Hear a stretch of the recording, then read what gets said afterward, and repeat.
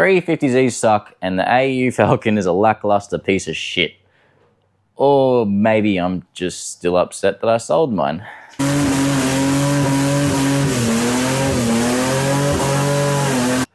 Obviously, Zs don't actually suck.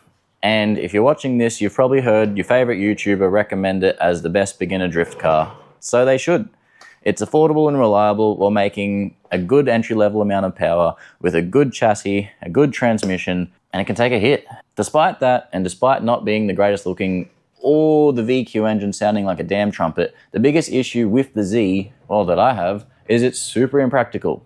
In my opinion, practicality is a key component of what car you're going to drift or what car you choose as someone who wants to give drifting a go for the first time. With the reality being that most of us can't afford to spend an entire year's wage on a tow rig and a car trailer and a dedicated track car just to dip our toe into a motorsport we've never done before. Although it's not a cheap motorsport whichever way you spin it, I believe it can be done on a reasonable budget by getting a car you can also use as your daily driver. More important than that, I believe there is a best bang for your buck way to do it. Before I get into it, no, it's not the bloody AU Falcon I'm recommending, as I'm sure you have heard plenty of Aussie drifters say. Sure, although it's not as cheap as it should be, it is still a cheap option for a stunning looking car that is more practical than the Z with actually having a back seat and boot space. It can also drift reasonably well with some budget mods. Sadly, the 200 horsepower Intech and Grandpa spec platform just leaves a lot to be desired, and both cars overall lack a key feature. Somewhere to bloody well put everything. The Holden VE is the best bang for your buck Australian beginner drift car.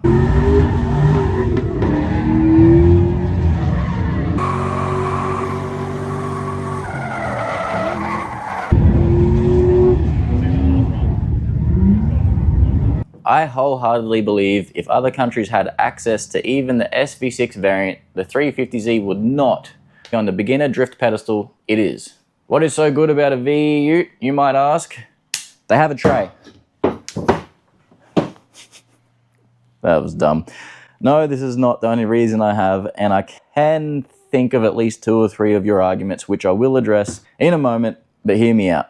The tray can hold everything, and I mean everything you need for a drift event from a one-day trip all the way through to a Matsuri weekend. It will fit your spare wheels, your spare parts, your spare fluids, all of your tools, your jack, your ramps, your stands, a gazebo to park under, a swag or tent to crash in, and the essential camp chair and esky. This way, you do not need a trailer, you do not need a second vehicle, or to play Jenga between your boot and your roof racks where, you struggle to fit the essentials and you can't get into anything in a pinch if you need to.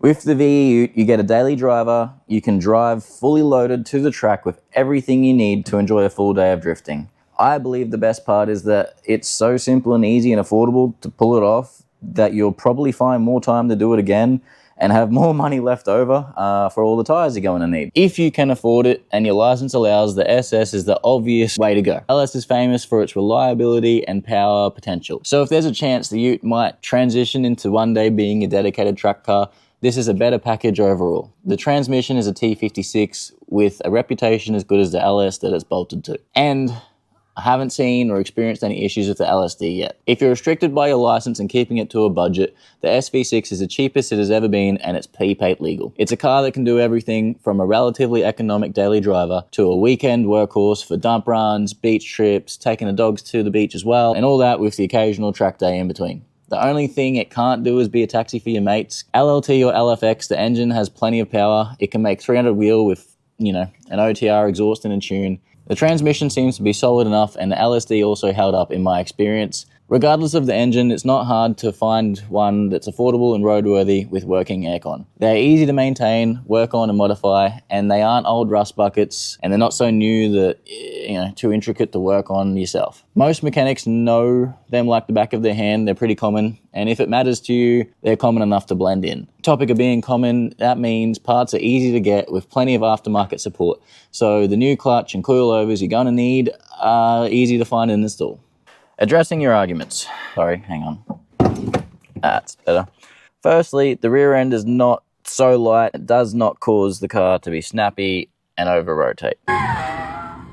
The weight balance is actually similar to the sedans, and the snappiness you may have experienced in transition with Commodores comes from the large Ackerman angle in the stock knuckles, especially when paired with the stock shocks and springs. Secondly, no, do not just go and get an AU ute instead. It is not the same thing on a budget. Typically, Utes run leaf springs, which are designed to carry a payload, which is less ideal for performance driving for a multitude of reasons. Whereas Holden utes, specifically Vs and VFs, and I think some VYs and VZs, irrelevant, have independent rear suspension using control arms and coil springs as standard. They offer more controllable and consistent handling, which is also more adjustable as you get into modifications long term. On the topic of the chassis, you could argue that it's not the most competitive chassis. I would argue that Fangadan, Josh Robinson, and the American Camaro boys have proven otherwise, and I would more importantly say you're splitting hairs as a beginner for no reason. Third and finally, the V6 is not unreliable. The known reliability issues are around the timing chain, stretch, and failures. This is mostly caused by excessive sludge buildup under the rocker covers. Eventually, the sludge is clogging the oil galleries and it causes poor oil pressure. In addition to the poor oil pressure causing poor lubrication of the chain, the timing chain tensioner is also oil pressurized. So in short, low pressure to the timing chain tensioner means low tension, which means just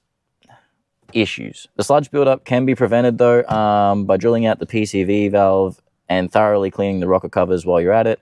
In addition to that, just change your oil. Change your oil regularly, give it a proper oil flush, put the additive in, flush it out, fuck your filter off, put a new one on. You want to be doing it every track day at least, and definitely every 5,000 Ks as a daily driver. If you're buying one with over 150,000 Ks or it has a really poor service history, make sure you've got budget left for replacing the timing chain and doing the maintenance moving forward. At the end of the day, we all have different styles and budgets, and the bare essentials for a drift car are a manual transmission, rear-wheel drive with enough power to spin both tires through an LSD or a welded diff. If you have that, or better yet, already have a VE ute but don't know where to start, I have a few pointers since you've stuck around this long. Finding your first track day is as easy as getting on Facebook or Google. A group like Skid Control is a great place to start. A lot of tracks want you to have some basic safety equipment and some sort of license, which you can usually do online. Grab some spare wheels from Marketplace, change all of your fluids, and get an alignment and you're good to go. Fluids are simple.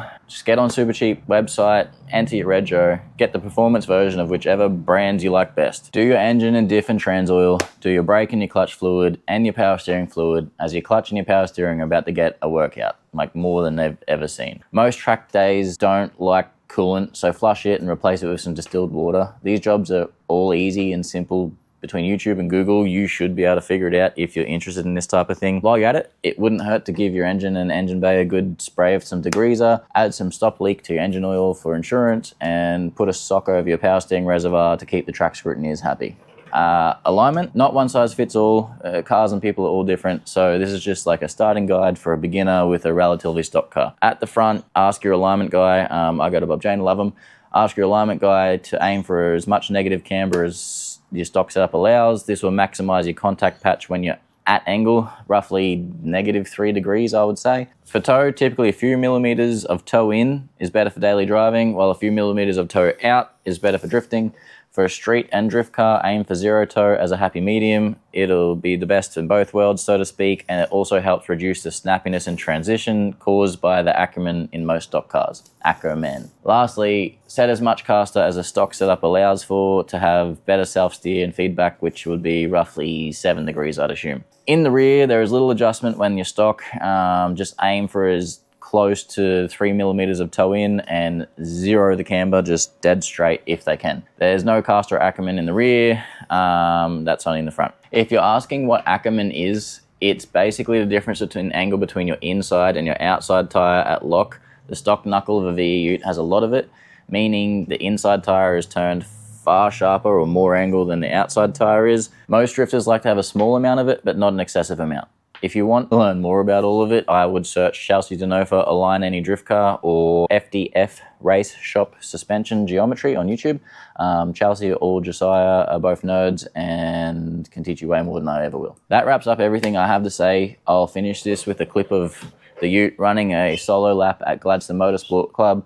I'm pretty eager to read why you think I'm right or why you think I'm wrong and what else you want me to get into as an Aussie drifter, being that there's not a lot out there for us My next video will be a build breakdown on it to give you a perspective on what the mods are and why I've done them and all that crap. So yeah, subscribe if you want to see that.